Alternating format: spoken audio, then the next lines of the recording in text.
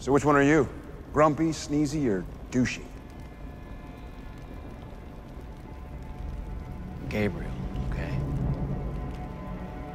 They call me Gabriel.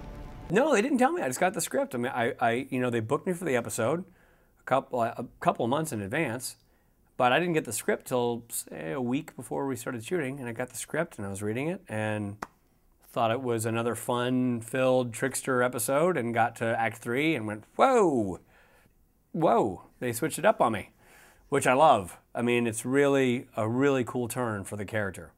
Why do you think I've always taken such an interest in you?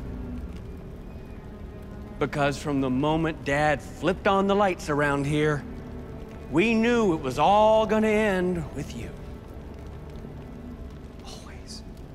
So he's always been an interesting character and involved in the boys.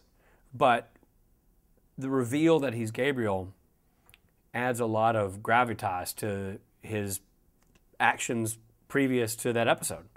It shows where he's coming from and why he cares so much, why he has so much emotional investment in Sam and Dean and what they're doing. So I thought it was a fantastic reveal, and you know, a great opportunity as an actor to play the switch. This is about you being too afraid to stand up to your family. Look, I think Dean calls him like he sees him, and he knew that there was something driving Gabriel's behavior that was more than just, you guys play your roles. Because why? Why would Gabriel really care that much?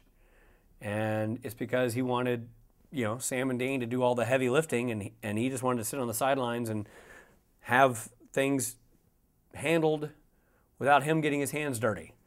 And I think that was essentially Dean calling him on it, saying, that's not how this works, or it's not how it should work. You should be involved.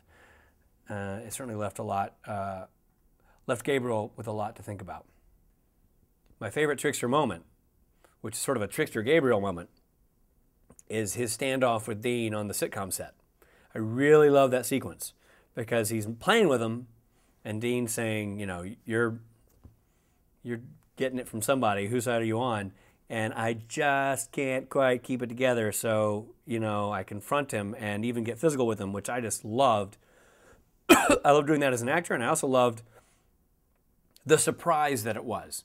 It's a surprise even to the trickster. He doesn't mean to let that much out or let that much anger go, and then he has to sort of scramble to try to take it all back. But it's a surprise for Dean, and it's a surprise for the trickster.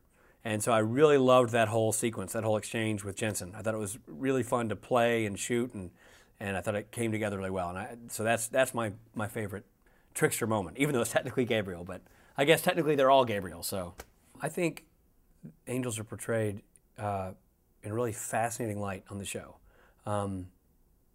They certainly, you know, if you do a study of angels in film, they're certainly more fallible in supernatural and have much more of a dual personality, good and evil, you know, within them than you're accustomed to if you're just doing a straight Bible interpretation of angels who are good and come down and deliver good news and then vamoose.